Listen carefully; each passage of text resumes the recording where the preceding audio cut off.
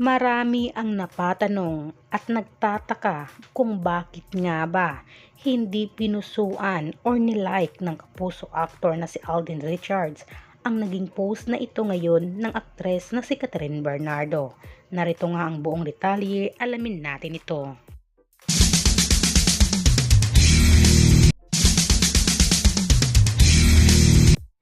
Nitong nakaraang araw ay usap-usapan o trending na trending nga sa iba't ibang social media platforms ang kapamilya actress na si Catherine Bernardo at ginulat nga niya ang marami sa kanyang naging performance sa Century Tuna Superbads.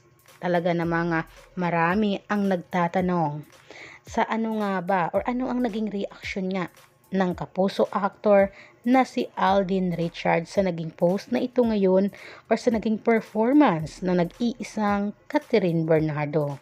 Dahil guys, napaka-sexy naman talaga at napakagaling na nag-iisang Catherine Bernardo sa kanyang performance sa Century Tuna na event nga ito nitong nakaraang araw.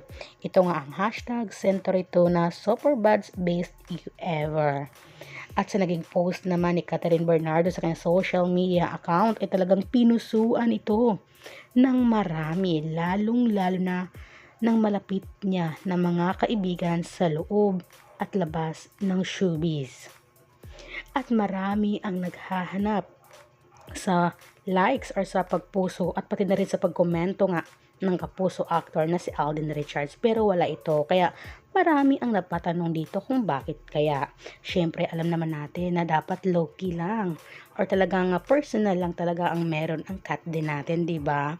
So hindi na talaga big deal, pero guys hindi maiwasan dahil meron talagang mga fans, lalong lalo na pag pinusuan ng bonggang-bongga nga ni Alden ang naging post na ito ni Catherine ay kilig to the max talaga. Pero sa ngayon ay talagang super low-key nga talaga si Alden Richards.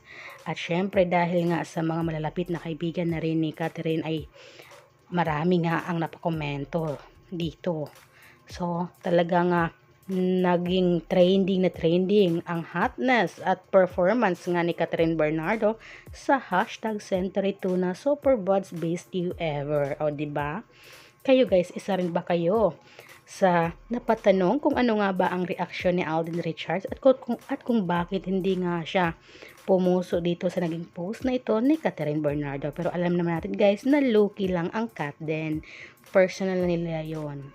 Basta ang alam natin, proud na proud ang nag-iisang Alden Richards kasi pareho nga silang nasa fit na ito. Isa lang ang kanilang trainer, di ba? Sa isang gym na yon. Kaya alam natin kung gaano pinaghandaan ito ni Catherine Bernardo at for sure super proud ang isang Alden Richards. Comment down below guys kung anong masasabi nyo.